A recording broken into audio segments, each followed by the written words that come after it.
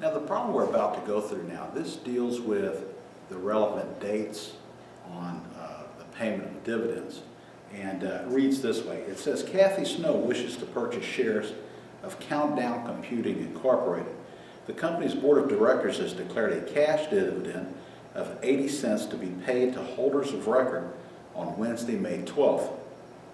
What is the last day that Kathy can purchase the stock, trade date, and still receive the dividend? What day does the stock begin to trade ex-dividends? That is, you don't get the dividend.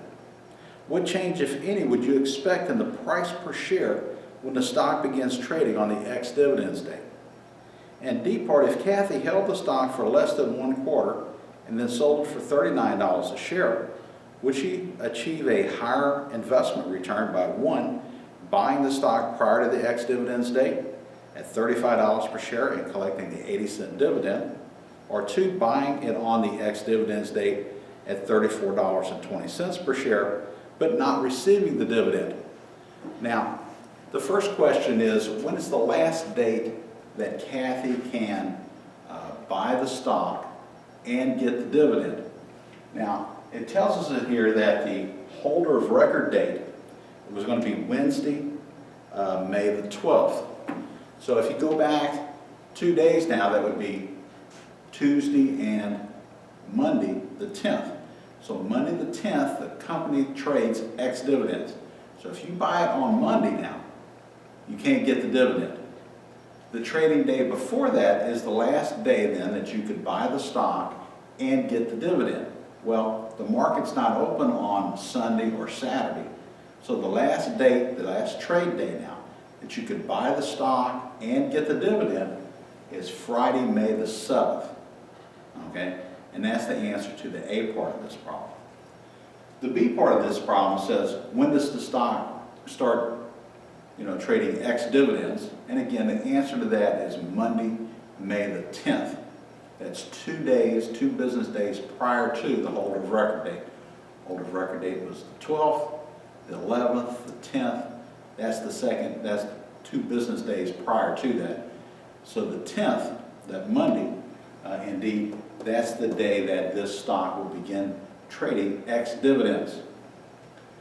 Now, the C part of this problem, this has to do with what happens to the price of the stock in the market when a company declares a dividend. If I own the stock when they declared this dividend, that means that I had the risk of ownership, and really that dividend belongs to me. If a dividend is declared and you try to buy it before the ex-dividends date, what you find is that on the announcement date now, the price of the stock is going to go up by the amount of the dividend. That is, you're going to have to pay me my dividend if you want to buy this stock. On the other hand, when the stock trades ex-dividends, which in this case would be Monday, May the 10th, on Monday, May the 10th now, the price of the stock in the market, when it opens on Monday, May the 10th, the price of stock in the market will go down by that 80 cents. So that's something that occurs in the stock market you need to be aware of. And again, that's a way of, people who own the stock when the dividends are declared, that's the way they get their dividend. And but what happens on the ex-dividends date, on that Monday, May the 10th, you'll see the price of the stock decrease by 80 cents a share. The D part, is it better to buy the stock before ex-dividends or after ex-dividends? All that. The basic thing you should understand is that there's no benefit to doing that. You're not going to benefit one way or the other. If you want to own the stock, buy the stock. But it doesn't matter whether you buy it before the ex-dividends date or after the ex-dividends date. That has nothing to do, that won't drive value for you at all.